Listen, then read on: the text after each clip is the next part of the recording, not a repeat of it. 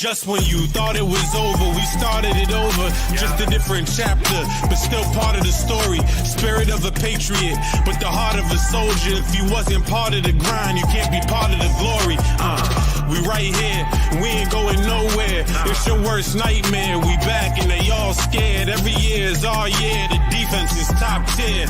Whenever you see that red and blue, it's a new era. They too scared of us. I don't know who said it was over, but they lied. The truth never miss, kicking down the door like who let him in. We been grinding and we ain't worried about the small talk. We big timers. Yeah, can't believe it, we ain't leaving. Yeah, we achieving, can't be beaten. Say it loud, say it proud from the top of my lungs. Hometown, second crown, you ain't trying with us. Around this time, you really can't deny. You can't run, you can't hide when the Patriot comes. All right, welcome to the Patriots Friday Night Podcast, brought to you by the Boston Sports Entertainment Network. I'm here with Dog Nation. Pat just came off, I guess, kind of close loss to the Rams. Didn't really feel close until the last drive, but I guess it was entertaining. Honestly, I felt like it was close. I felt like the players were sometimes overcoming the mistakes of the coaches, because it's like, yeah, in the second quarter it did get a little muddy, but for the Patriots to still be in it at the end of the game and also have a chance to, to go on, to maybe like go down, score, tie the game.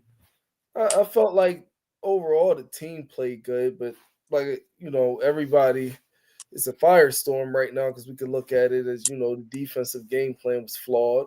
Yeah, Gonzo didn't really cover Cup or Nakua like the whole time. Yeah, that was the Robinson guy. Yeah, and just the fact that they just came out and played zone. I can't say why they did it. Me personally, I would think maybe because of a size matchup. That they were saying that. Oh no. Yeah, if they moved, same thing as I was saying with the Pop Douglas and Jalen Polk situation. Like, Marcus Jones is a good athlete, but he's undersized. So if you have to move Gonzo into the slot, what happens now? Either you have to remove Marcus Jones from the field overall, and bring on like somebody like Marcellus Dow, who's not really a man corner, or Alex Austin or something like that, versus and I can see how that type of thinking can get the game plan out of whack, but it's like, hey, it's what you have to deal with. The coaches were saying that it was like a size thing, but Marcus Jones kind of was covering Nakua the whole time, and Nakua is a big receiver. Both of those guys are big. They're both 6'2", or at least over 6'2".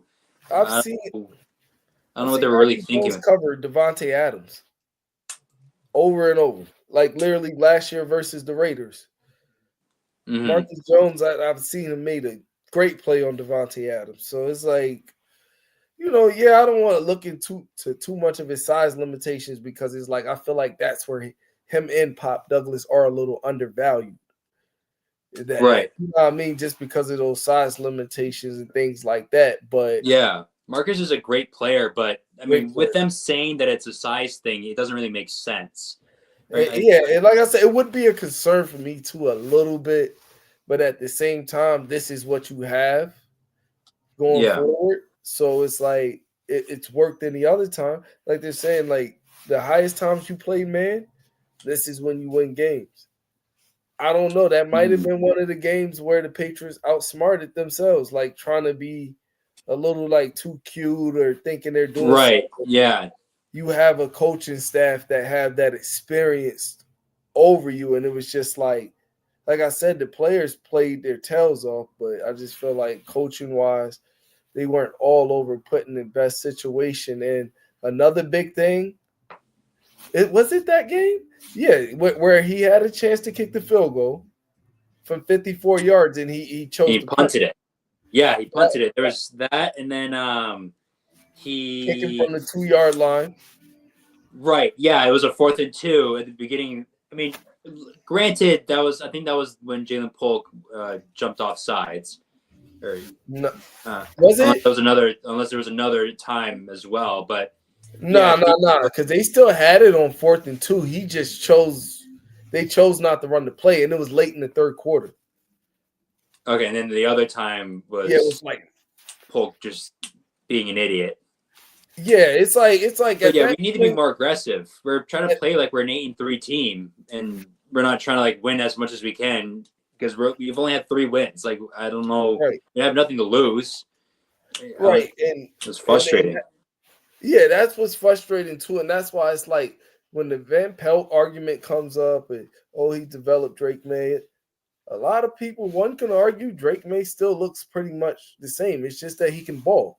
But what I do want to see, if we want to talk about development, can I see him finish out a game? Like, do I need to look at it as a play calling thing, or like, his development seems like it needs to come from closing out a game, because against Tennessee, that was Game exact ending. Game ending interception. He just threw another game. And I love Drake, but it's like, is it the plays that being called and what you're asking him to do? Or is it, you know what I mean? Yeah. And honestly, to me, it looks like the plays that are being called, because I doubt he's just wanting to come out. All game he's been fighting to get back into it. And I doubt he just wants to come out and just throw the ball downfield like that. Right. There's so much time on the clock. Yeah, we didn't throw it that deep the entire game, and then all of a sudden we start doing it in overtime or the last drive of the game.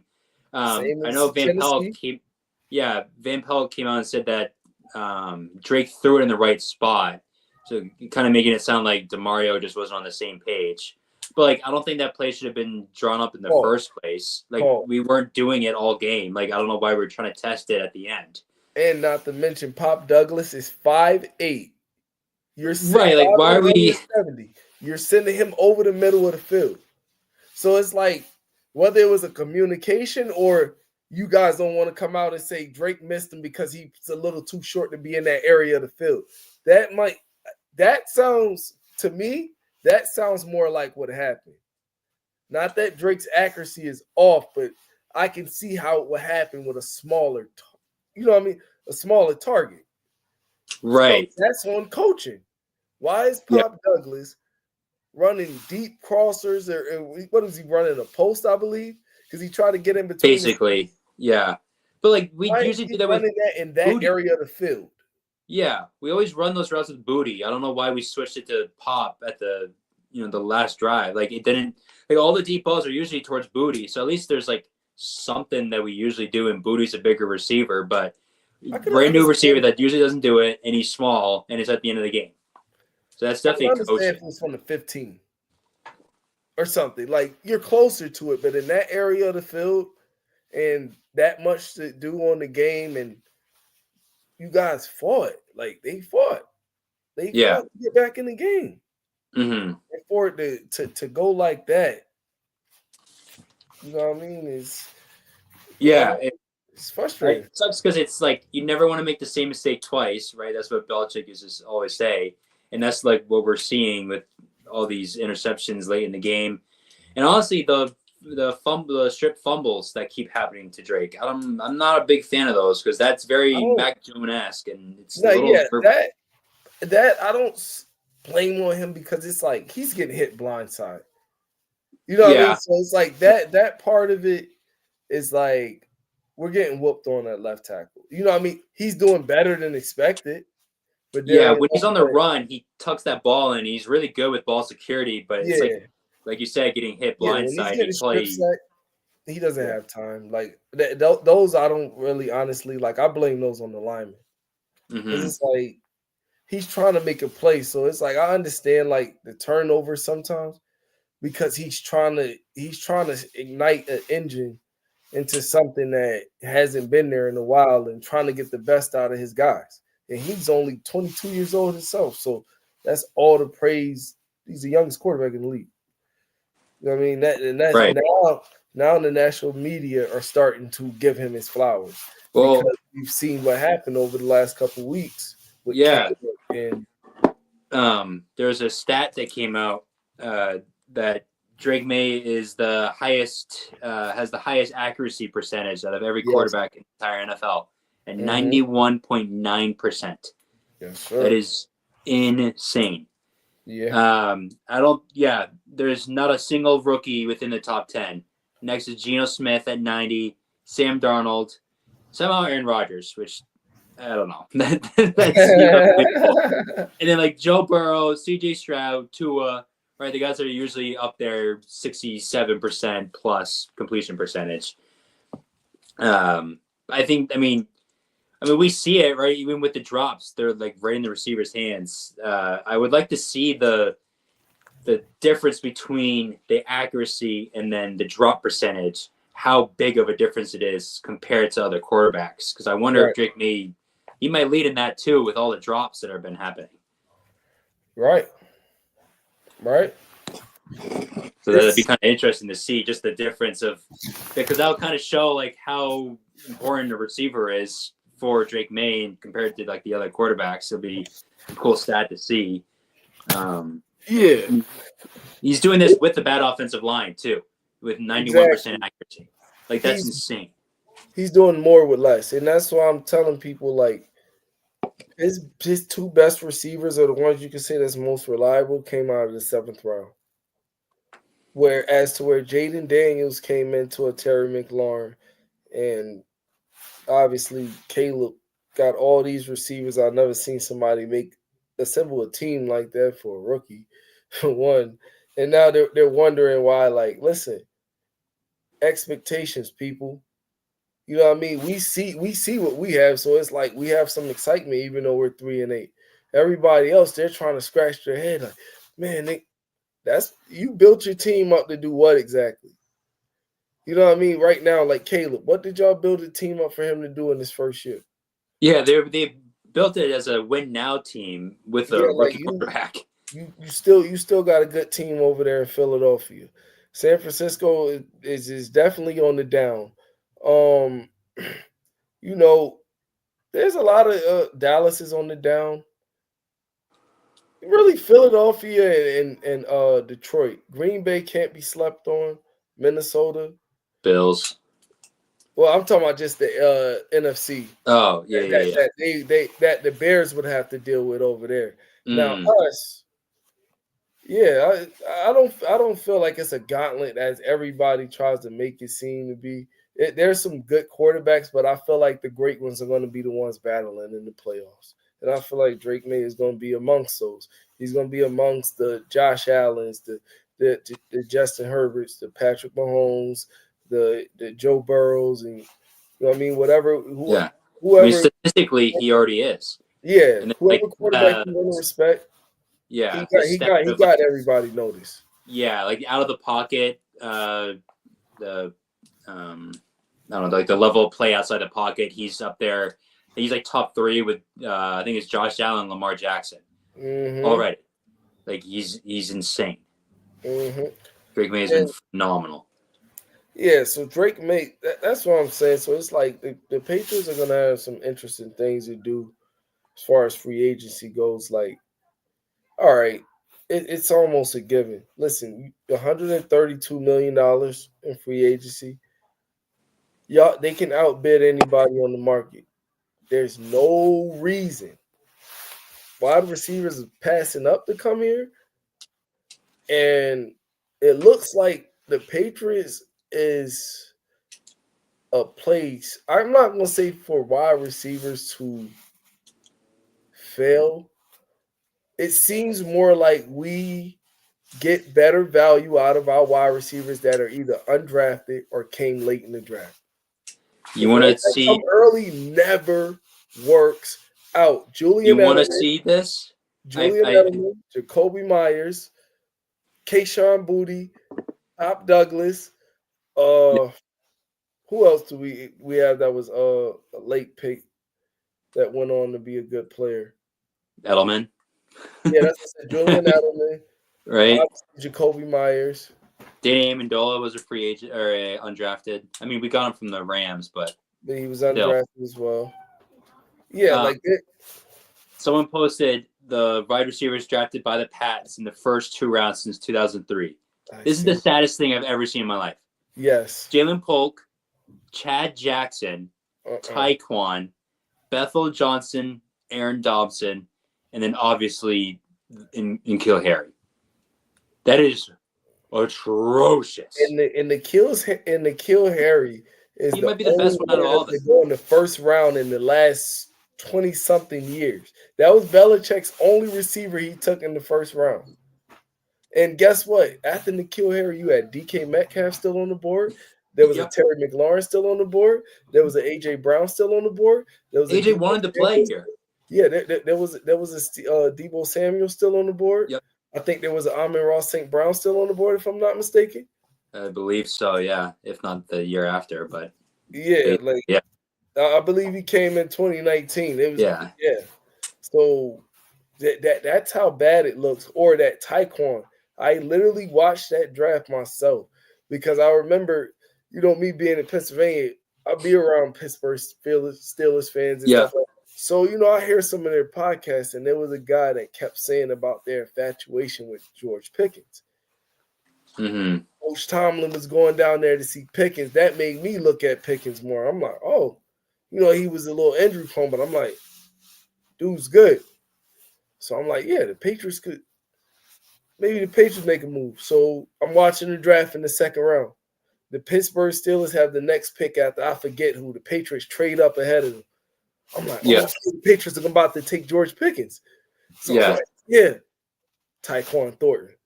I'm like, So then I'm like, okay, he's the fastest wide receiver in the draft. The tape looked all right. So I'm like, okay, he's a little frail. Like, I'm hopeful for it. And then right after that, Pittsburgh takes George Pickens. You start hearing all these good stories that Tyquan Thornton's turning heads and everything. I'm telling you, I had my girlfriend telling me the story. So I'm like, I'm getting hyped. Yeah. Tyquan Thornton gets hurt. I'm like, why does this always happen to one of our rookies or something? And then he just usually never makes it on the field. Then he had a game versus, I think his best game as a Patriot. Browns. When he came back versus the Browns, he looked like he came out electric. Yeah, so he's Worthy's playing right now. He was, 2 touchdowns. One of them was like a rushing one. He looked really good, and then nothing. Yeah, literally nothing after that. Yeah, like that, and that's exactly what happened in the Cincinnati game. He dropped a key reception. He's known for drops. He's known for being that guy that's open, and then somehow I was like, oh. Yeah, one of those freaking Instagram stories they'd be posting about like, oh, I'm gonna be better next time. Sick and tired of us of those. That was like every freaking week. It was brutal. Oh my god, I'm so glad. But he's on the Chiefs now. In the Super Bowl, he's gonna catch a touchdown. I feel like something's about to happen where he's about to shine. Because it's gonna be so frustrating. Andy Reid is such a great offensive coach. And the speed that they have, I can look for Tyquan Thornton to make a late impact on the Chiefs because the Chiefs need wide receivers that can separate and they got speed. See, they try to go away from that once they got rid of Tyreek Hill, but it still produced 2 more Super Bowls. But now they're starting to see it's getting harder and harder. It's getting harder for them. Patrick Mahomes does not look good right now. No, he doesn't. He has like 11 touchdowns to 10 picks. Right. Like, that's right up there with Geno Smith. So it's like, even Patrick Mahomes, the great one, he needs help. So I'm not going to sit here and try to bang the table for Tyquan, but I wouldn't be surprised if he somehow finds a role and thrive within that system because those are speed guys. Nico Harmon, obviously Worthy, Tyquan. So if they can squeeze out of Tyquan, with an offensive-minded head coach like that has creativity on that type of offense, and for him to know that he's now in a winning environment, it's gonna be so frustrating. And it would be, but look at there's been players that's happened to that's been here that maybe got buried. Jack Jones. Yeah, Jack Jones, Johnny Smith is balling out for the Yeah, Dolphins. that's what I'm saying. Even Mike Gesicki was doing, he's doing Yeah, a little bit for the he's Bengals. nice. So it's like it just goes to show that, Bill, I love him as great as he was. You can make the argument that he's offensively tone deaf. But what I do have a problem with is why, even though he's gone, it seemed like we still like, this is so frustrating. Like you were saying, that the early picks at wide receiver. And you're sitting here telling me you saying Javon Baker can't get on the field neither. So it's Right. like you're telling me you double dipped in the same draft to have to go back and grab a wide receiver in free agency for a lot of money, and you may have to dip again in this draft. Bruh, So listen, so you bring in T. Higgins, and if you have to dip in this draft again too, so who's getting the touches? What happens to the Pop Douglases of the world? What happens to the Javon Bakers? What happens to the Jalen Polks? What is their role on the team now? right. Yeah, and there's Kayshon Boutte, who's basically secured himself a role for next year. Him and Douglas and obviously Kendrick, I think, are the only ones who have really secured themselves a role. Right? That's the other two are the rookies. I don't think Javon Baker and Jalen Polk have secured anything. So do you think, even if we get T. Higgins, do you think the Patriots still have to take a wide receiver in the draft?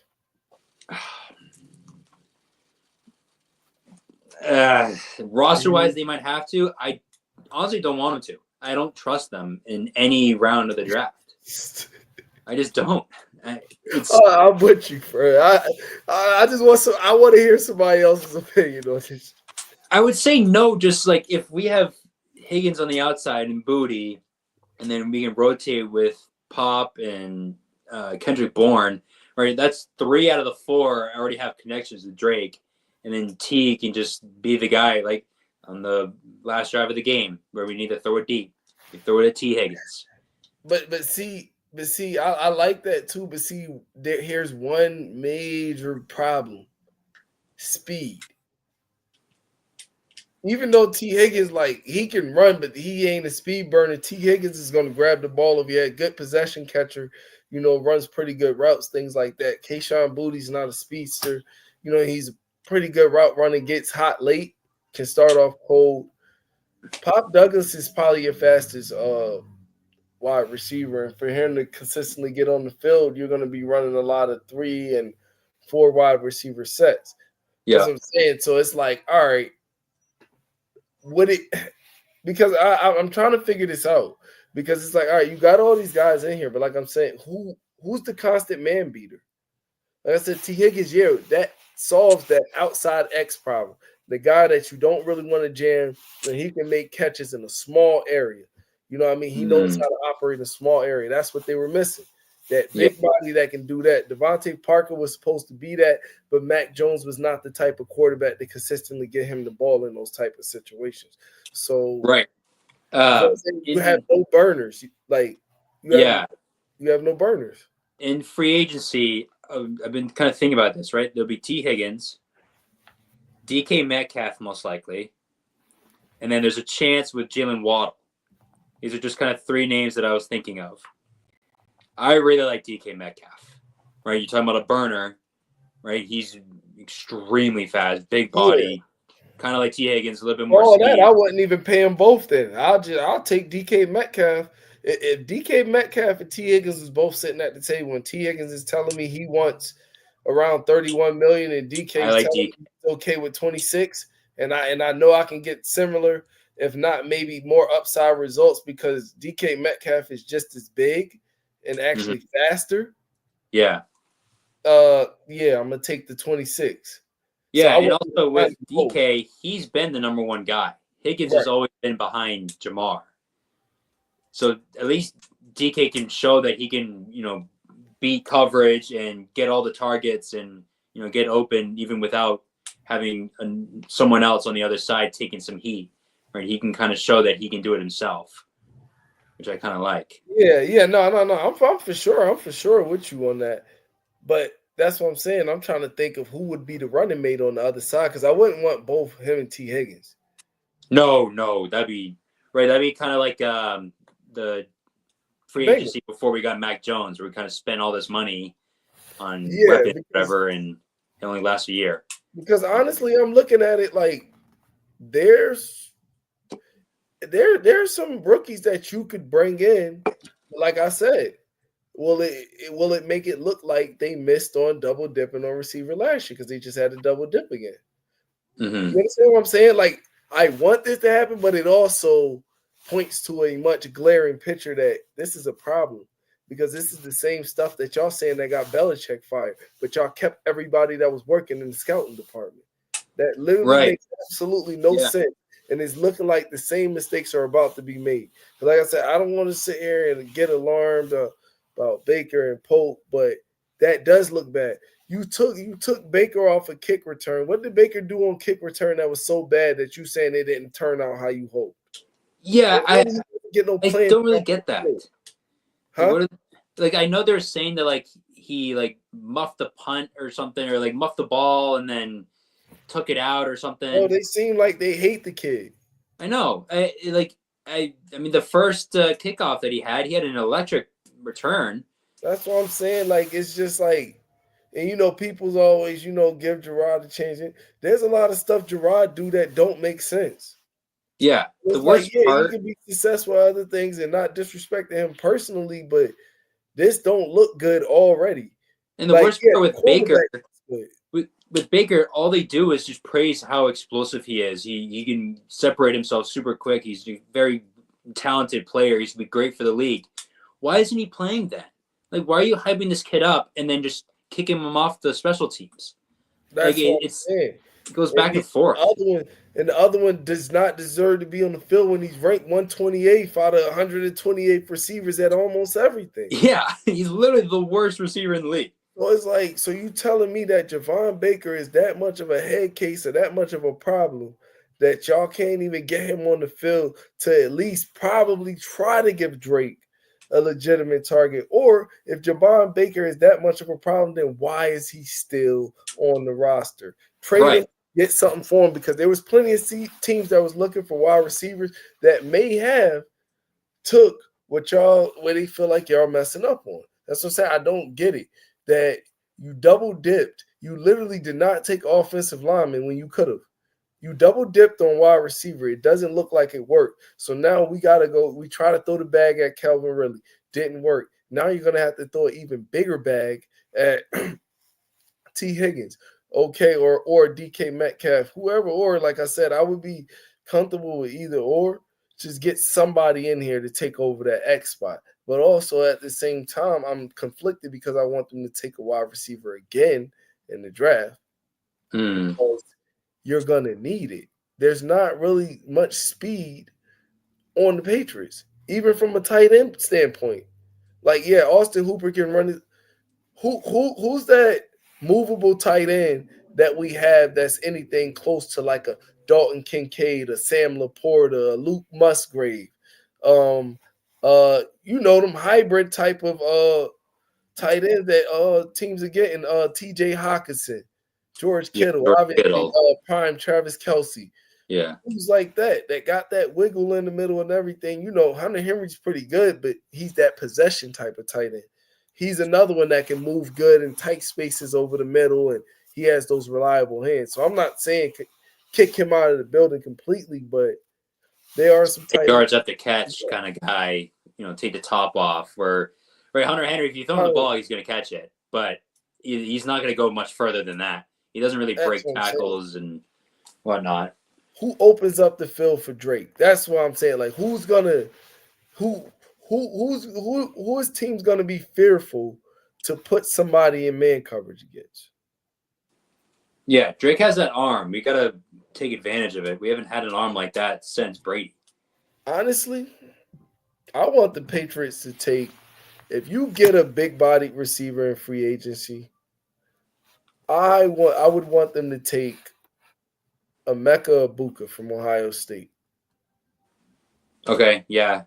He runs like a 4.33. You know what I mean? Pretty good size. What, he's about 6'1", 205. Mm-hmm. He can beat man coverage. He could be a deep threat. I feel like that would be a safe choice too. Over, like I said, if you got that T Higgins, because now I don't want a T Mac if you got a T Higgins. It's what I mean. The play styles Right. are much similar in it. Yeah. And honestly, I feel like with Baker and Pope, the Patriots must have had some idea to try to run this vertical deep scheme offense. Because if you really look at both of their tapes, they're both good deep ball trackers, or they have pretty good. Yeah, Jalen Polk was sure hands, kind of sideline 50-50 ball. Baker, in my Baker, opinion, Baker got the most upside out of every receiver on that roster, and that's in my opinion. yeah. But it just seems like I don't know. Like I seen film where they were like, oh, where he was supposed to be blocking, he went out and run a route. So maybe it's he don't know the playbook. That's what I'm saying. I But then, can't call on coaching, but yeah, but then with that, like if he's struggling to know what the play is, I feel like Drake can just tell him. Like Drake has control of that offense. If he comes out, he's like, "Hey, what am I running?" Drake just like, "You're running this, or just be over there. I'll find you." Like I feel like that's something that like could happen. It has to be better than Jalen Polk. It can't be worse. Alex Van Pelt don't know what he's doing. Yeah, I think we just gotta trust Drake more, and just I feel like him and Baker will just figure it out. Like it's not that hard. Yeah, Like, I feel you're like motioning here. I mean, it should take 2 seconds. I don't know. look. My thing is this. I'm gonna tell you why I feel like they don't know what they're getting a breath of fresh air because it looks better than even they expected. Because if that's the case, y'all want to win. Why didn't you start him at the beginning of the season? Right. Yeah.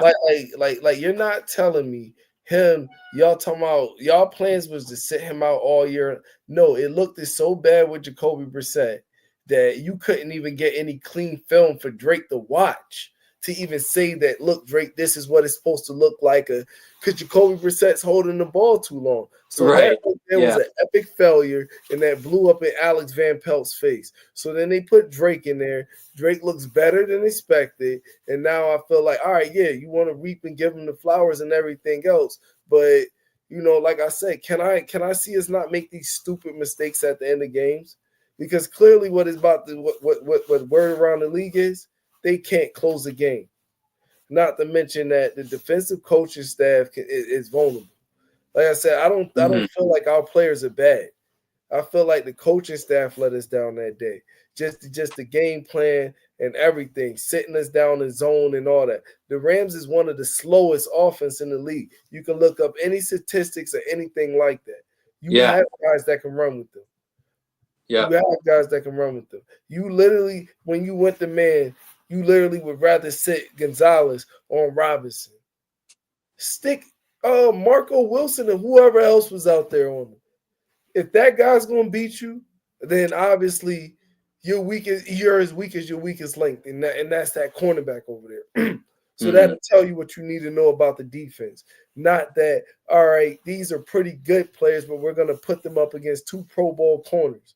All game, even when you seen that it got bad, you did not. You really didn't much. You didn't. Yeah, they did no adjustments. You have to do nothing. Yeah. To do nothing. That's why I be trying to tell people, like, yes, they miss Bill because Bill doesn't put his team in compromising positions. Like, yeah, I'm not gonna say he was always perfect. Nobody's ever perfect. Yeah, there's game plans that literally, sometimes we got the shit beat out of us. But it happens. But it produces more good than bad. So I did see the conversations that, yes, they missed the Belichicks. They do miss Steve Belichick. They do. Steve is underrated with that defense. Yeah, because it's like, tell me who knows what they're doing in that front office when you give away Josh Uche for nothing. Or like, that's what I'm saying. Like, you just literally double dip last year on wide receiver, and it's looking like you might have to do that again. So are you going to address the cornerback need we have? We definitely have a tight end need. Inside linebackers a need. We also need another edge. Yeah. Yeah, edge and corner seem to be kind of heating up in draft talks recently. So that's why I'm a little upset that you doubled down on something. You really didn't put much value into the offensive line until the third round. You doubled down on receiver. Now both looks completely bad. And guess what? Both are a need again going in this year's draft. Yeah, Also, right, free agents. right now it seems like Drake's the only draft pick to hit in this draft class so Yeah, far. for them, like I said, you're relying on Bill's guys. Like at the end of the day, you guys are trying to say Bill this, Bill that. Like I said, Cole Strange is not as bad as people try to make him seem. Like I said, you can look at Pro Football Focus. He was well on his way, especially in run blocking. He was up there. It was one of the best guards in the league. That's the early round pick. All right, you can Taekwon. You could throw him off, but Christian Baltimore's a hit on second round pick. Kyle Duggan's a hit. Yeah, Josh Uche, he was, he played good at one point in time. Christian yeah, Gonzalez. So it's like Keon White.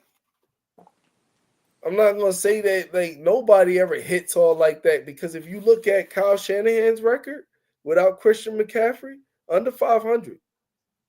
Every time everybody was calling Kyle Shanahan all this genius coach, he had an under 500 record to literally maybe about the 2020 or 2021 season. And I kid you not. mm-hmm. So that just goes to show you, stop thinking that, you know what I mean? They try to make it like they talk down to say like we don't have talent, we don't have that. These dudes is NFL players. Because clearly they don't look like the same guys they looked like when Mac Jones was playing quarterback. Because clearly, Mac Jones has a number one receiver now. He has a decent offensive line. He has a good running back. He has weapons, so you say. Yeah, The 52-6 beat down there in Jacksonville. yeah, But you right. want to sit here and put that on, you know what I mean? Stuff like that is what gets me mad when it's like you want to sit here and coddle Mac Jones and things like that. Listen, if you're going to sit here and try to analyze football, then analyze the game with an intelligent eye. Because that wasn't it, bro. I literally watched this dude like to the point I had to ask that he was point shaving. Right. So it's like that whole, and I say that just to say this whole scouting staff and all of that, all this was a personal Belichick attack. For whatever it was with him and Kraft, and you want to know what? Now you still have the fruits of this. And Matt Groh, he ran two of those drafts that you guys are everybody's so disgusted about. Put it on Bill's name because he's the face and he takes that. Yeah. But do some homework. That's Matt Groh's work. And he's still in there. And we still taking bad receivers in the early rounds. Yep. Speaking of Kraft, he got denied into the Hall of Fame for, was it like the 13th year now or something like that? Mm-hmm. I mean, I think he should be, especially if Jerry Jones is going to be in the Hall of Fame. Kraft should be. I wonder if we get like a really good year with Drake coming up, if Kraft doesn't pass away because he is 90-something years old. I think then maybe he'll get in. But yet again, there's another, he's calling it a personal attack. But like you're saying, where seems to be a personal thing with Bill. This personal attack kind of trend seems to be circling around Robert Kraft. Yeah, I think he's kind of doing it on himself, not getting to that Hall of Fame. His personality just is not trending well with, other big time names like Bill and then the Hall of Fame crew or whatever. Yeah, because it's the thing with Kraft is this. They feel like it should have never came to the point where everybody and you sat there and you let the narrative come out that, who's more responsible for the success? Kraft, we understand what your part was in this. You literally trade a first round pick because you said you felt something in Bill. That's where you get your credit at. Bill drafted Tom. All right, that's where he get his credit at in coaching a hell of a game. Tom developed into the greatest quarterback there ever was. Would he have done that without Belichick? I can't say that he would have been. And anybody, that's why I tell anybody that literally tries to diminish Bill or diminish the Patriots as a whole to say, oh, they were only Tom Brady. If you didn't watch this team or you didn't sit here and follow this team, you would know that this team was far more. Like I said, Tom Brady was, yes, the biggest figure. But like I said, Seattle Super Bowl, that would have been our third straight loss had Seattle ran that ball. Great call by Bill and the coaching staff. Because if you look back on the documentary, they practiced that. Right. Yeah, they called it that week. Right. And then you got, even in the Atlanta game, Atlanta came in the Super Bowl averaging 33 points a game. Realistically, the defense only the Rams 21. Tom Brady threw a pick 6, which made it into the 28. But right, the defense, that's what I'm saying. Like these guys, like there was multiple guys. Dante Hightower made play after play in multiple Super Bowls. Yeah. So it's, both the Rams Super Bowls, right? The greatest show on turf. And then the other Rams team, they led the league. They were averaging over 30 points a game. And Tom never threw for more than 200 yards in either of those games. Yeah, I mean, if you think the Rams. Tom over Bill, I think you're a fucking idiot. It's such a 50-50 ball. I mean, right, because every single year we had a great defense, and then every single year we had a great offense. So they knew how to play the game together. Right, Tom exactly. could control the clock, knew where to put the ball at. Bill was the greatest defensive mind ever, and then Tom Brady has the best offensive mind ever, and it just happened to happen at the same team for 20 years.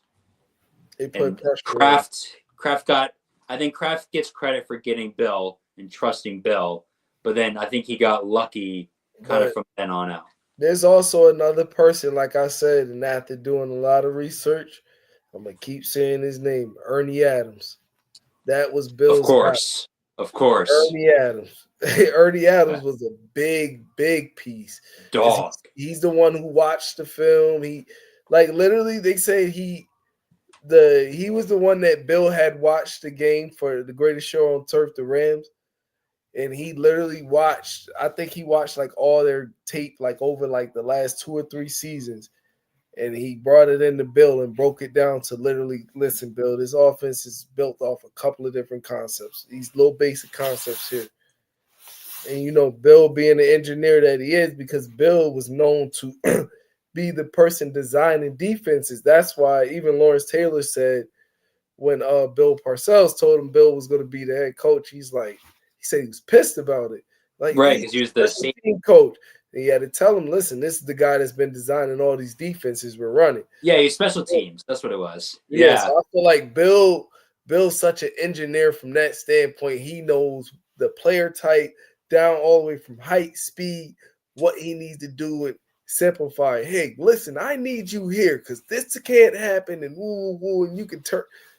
Just like when he's talking about the punt that got ran back on the Patriots. It's like he was coaching the punter from the TV.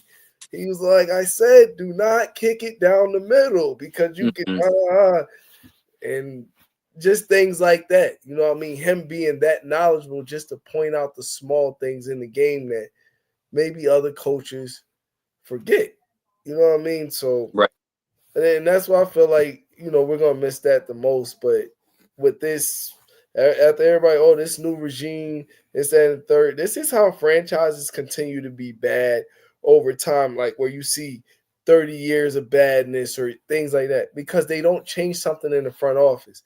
You're not missing on players and all that for that over that long period of time. So what I'm saying is how over since 2003, that's what our early picks on wide receivers look like. Mm-hmm. And you only change Bill? No. Because if the internet has that data, y'all got it. Right. Yeah. Y'all got it. And you double dip, and like I said, you double dip on wide receiver in this draft. And you got to go out and spend a lot of money to get a dude to come in. And you might have to double dip again. Yeah, we're not in a good spot with receivers, and I'm still nervous. I'm team tackle, but like I totally get getting a receiver in the draft. It's we need corners too. Yeah, we need a lot of those premier positions, and it sucks because those are so expensive. You don't want to be, dumping money on all these guys just because you can't hit them in the draft. I mean, they got good value in the third. They got 2 third-round picks. Mm-hmm. So that's why I'm keeping hoping that, Atlanta starts falling back to earth. Because, in the third round, you still get some bargain players there. Mm-hmm.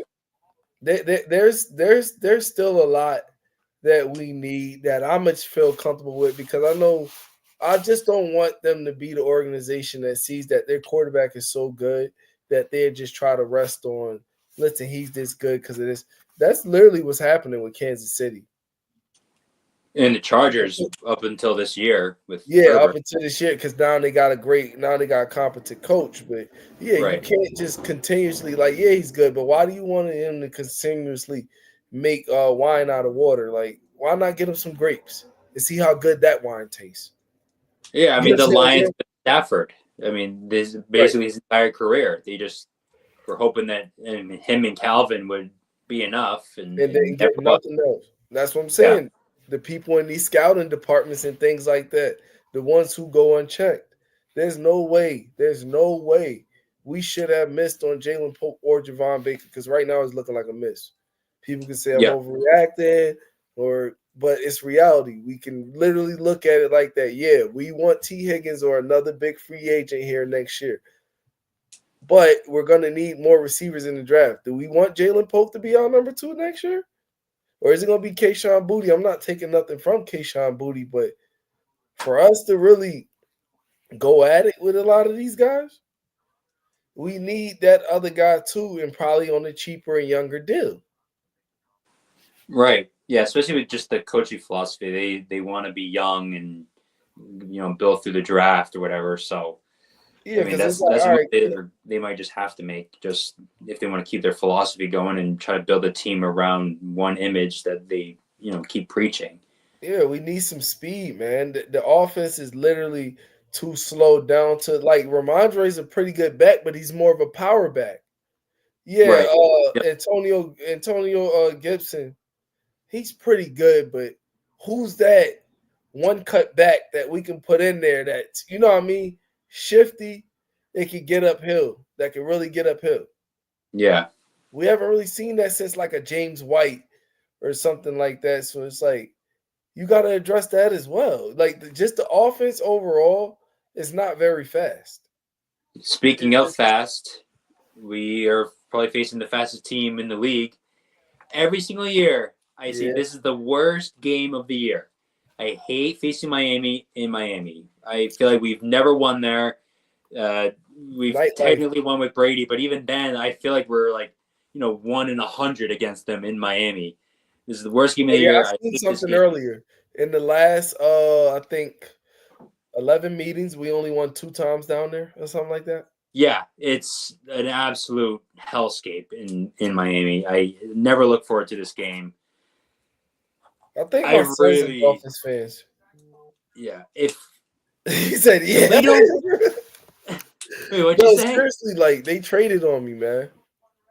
My dad's a Dolphins fan. My girl's uncle's a Dolphins fan, and somehow, I think my sons are slowly creeping onto that train. And I'm just no! Like, why? Oh no! You can't have that happen. No, you can't. That's worst case scenario. Yo, I think I would be more accepted of that than a Bills or a Jets fan, though. Really? Miami's the team I hate the most. I can't stand them. I would feel like mine would have to be. It got to be Buffalo now. Like, they used to always be so irrelevant to me, where it was like, it used to be Miami. But I ain't gonna lie, after that playoff ass whooping, until we get our get back, I would, bro. Well, that's the thing with Bills, is like they were so irrelevant that I almost didn't even recognize them as an NFL team. But Miami would always beat us at some point. And it was so frustrating because they sucked. And it would take us out of the first seed every single time. Yeah. Remember, what was it? 2019. Stephon Gilmore, Defensive Player of the Year game. Yo, Devontae Parker torched him that whole game. Yes. Yes. torched him. It's awful. Devontae Parker. I'm like, yo, what the?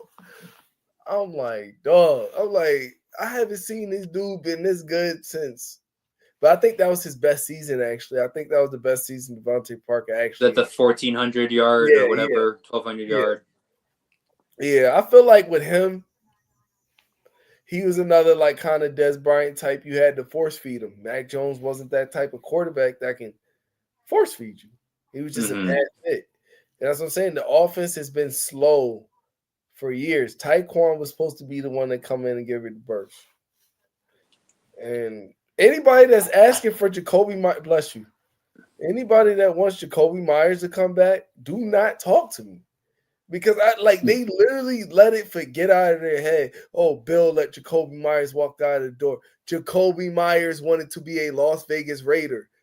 Like I said, I don't care his football IQ. You literally grab the ball to throw it back to Mac Jones to do what exactly? Because Mac Jones was not going to admit it. He couldn't throw it.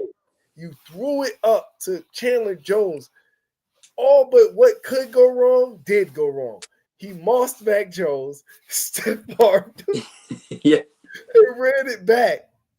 And then, not to mention, that happened. It kept us out of the playoffs that year because we could have won that game. And that happened. And then in the offseason, I kid you not. If I'm lying, I'm dying. I said it when he did it. I said he's going to the Raiders next year. I said because he's a free agent. And when I seen it, I said, he needs to be investigated, bro. Like you laughing. I'm so serious. Like, I'm like, everybody, I'm looking around like, everybody's going to act like that didn't just happen. Nobody's going to call him out about that. Nobody's going to say nothing. Y'all just going to let that happen. Like, if I was on the team, I would have hopped on Twitter so fast. I would have gaslighted. Like, bro, what? I understand Josh is over there. Josh McDaniels is over there, but what was that you did last year when we played them? Because now we got to bring that up back into a question. Right. Yeah, that's a little sus. Yeah. Bro, I'm starting that with a firestorm. Like, I'm about to start pushing that. Like, can anybody please tell me why do you want Jacoby Myers to come back to the Patriots? Jacoby Myers purposely game, point shave, however you want to look at it. He lost that game for us. Yeah, I hate that game. That was a game in the season that we went 8-9. So that was a potential 9th win. Ramondre Stevenson fumbling against the Bengals on the 3-yard line. That could have been 10 wins. That could have been back-to-back 10-7 seasons that they could have got in. So that's why I'm telling people I don't think that the Matt Patricia thing was as bad as everybody trying to make it seem, because I felt like he got the most out of Mac of what was in there with Mac, because Mac threw his career high 397 yards against the Vikings on Thanksgiving Day. Mac he actually had Mac forcing the ball down the field a little bit more. It just never materialized much. Go look at the game from the 2022 season. Go look at Mac versus Buffalo. And you want to know what? We could have beat Buffalo that game too. Matt Patricia's not the special teams coach. Buffalo scored 14 points off of special teams. So that was the special team points not come along, the Patriots would have won that game too. Yeah. It sucks because that was the post DeMar Hamlin game. So we never had a shot at. They were just so motivated that game, but. I mean, special teams was the worst I've ever seen. Just overall, I feel like the way people talk about the Patriots, like they suck this bad. No, they lost 8 one-score games last year. And I just gave you, a few games that they didn't overall, like that Buffalo game special team. I don't know what the hell that was, 2. But like I said, there's multiple games throughout that season that they could have won. That the Matt Patricia thing does not look as bad as people try to make it seem. Like, were they predictable? Yeah. Was he very predictable in his plays? Yeah. But I just feel like a lot of good people was forced out of this organization that now this is what we're left to deal with. But it's getting undressed. And like I said, I just don't see what was the point of running it back with the same scouting department when clearly you're saying Bill had the final say so. Bill making all these picks. Bill's not the one doing the scouting. How much film do you think Bill can watch during the season of a college prospect? Right. Yeah. He's True. going off the word of a lot of these people that's here. If any of these dudes didn't like that, the players that Bill was scouting or anything like that, but nothing ever got out of the building, why didn't you guys get out of that job and go somewhere else? Mm-hmm. Right. Yeah. Yeah. I'm telling you, man, something stinks. And you want to know what? It seems like the culprits of this problem is still in the building. Because you're not telling me that just because of our logo, we're some franchise that's cursed that don't get good receivers here in the early round. Miss me with that. Somebody just ain't making the right picks. That's just what it is. Right. Yeah. Well, I guess we'll just deal with that in the offseason. They got me bad, man. But we got Miami. I'm not excited. I mean, I'm excited to watch Drake, but that's kind of it. I can see this being like a 34-20 game.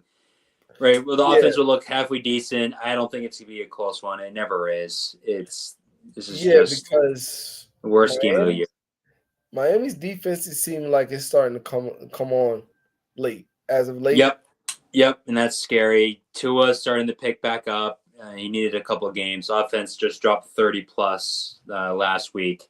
Even the games before that, they should have won those. They lost by field goal. So if Miami know that they're in a position where they can't lose a game to anybody because Cincinnati can't lose a game to anybody. But also you have the Indianapolis Colts right there that's still trying to fight to get up in there.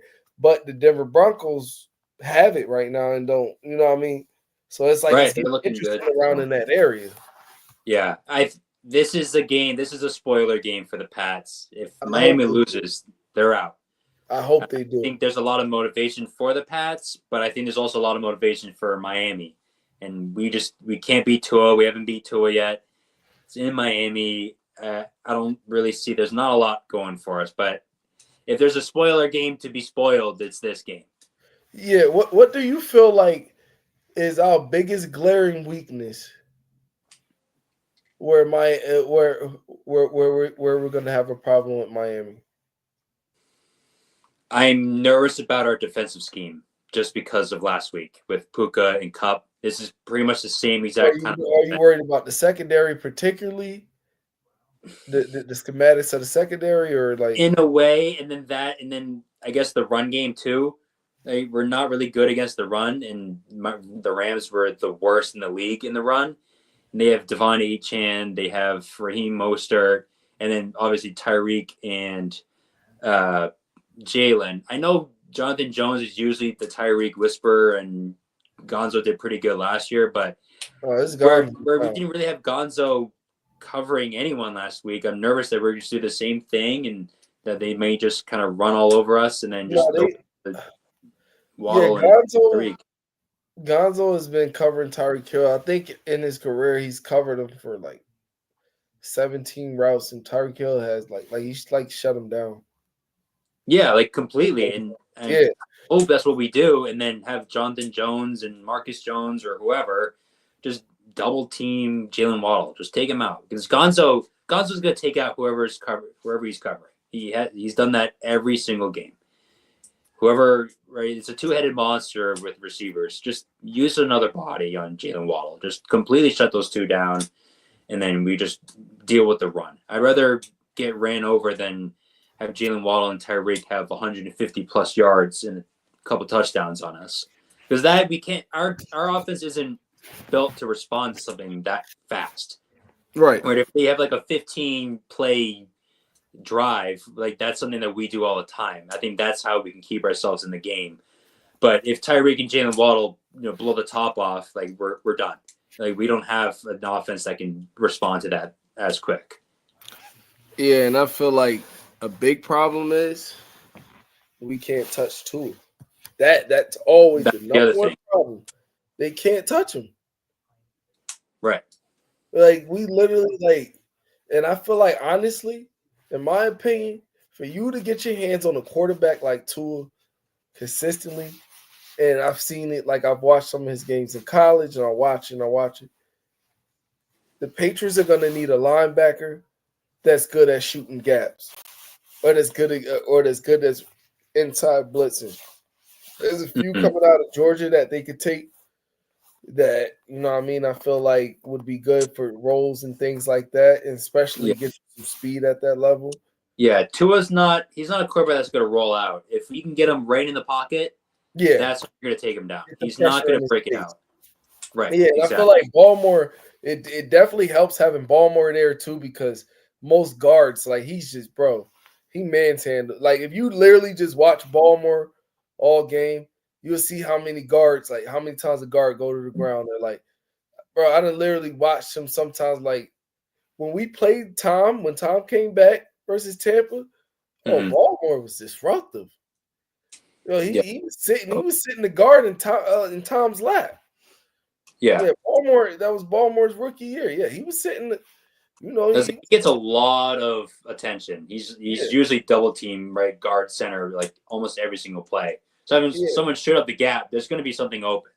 Because Baltimore is going to take so much heat. I feel like that'll free up a little bit on Keon White. Yeah, as well too. Because maybe Yannick will get a little bit more playing time. Right, he only had like 12 snaps. Yeah, but that's what I'm saying. That's more like future schematics for us to like, because we're going to be seeing him twice a year. Yeah. So I feel like me overall, like what I would look at it as, how do I got the best team to play within my division? Everything else I'll worry about later on. I need to make sure that I have something to secure me against everything that's going on in my division. That's why we got Gonzo. That was why we drafted Gonzo. Yeah, that's one of the problems, but it just seems like the other guys on the other side of him, Jonathan Jones seems like he's just getting up there in age. And again, speed is a problem, and size. Yeah. You know what I mean? Like we don't have, besides Gonzo, we don't have those corners that's a little like 6'1" or to 6'2", and that runs maybe in a low 4.4. You understand what I'm saying? That can, you know what I mean? That can cover downfield and things like that. It's like once we start moving Gonzo around, certain guys might get put out of place. Yeah. But all right, I told you my score prediction. What are you thinking? I think 18-27 Dolphins. 18-27. Okay. Yeah, because I had 34-20. So yeah, both of us, we don't really think it's gonna be that close of a game. I mean, 18-27 doesn't look terrible, but when it's during the game and it's on the field, it's gonna look like a huge gap. That's usually how it goes. We'll see how it goes. We'll be on Twitter all weekend. We'll be tweeting at each other throughout the game too. Sure. We'll see how it goes. I'm not feeling sure, I'll be tweeting at you. Yeah. All right. Take care. Right. It's good talking to you. All right, bro. We're on to Cincinnati. It's nothing about the past, nothing about the future. Right now, we're preparing for Cincinnati. Okay. Do you feel like the talent you have here is good enough? We're getting ready for Cincinnati. What is your responsibility? I'm just asking, do you think you've done enough to help Tom Brady? We're getting ready for Cincinnati.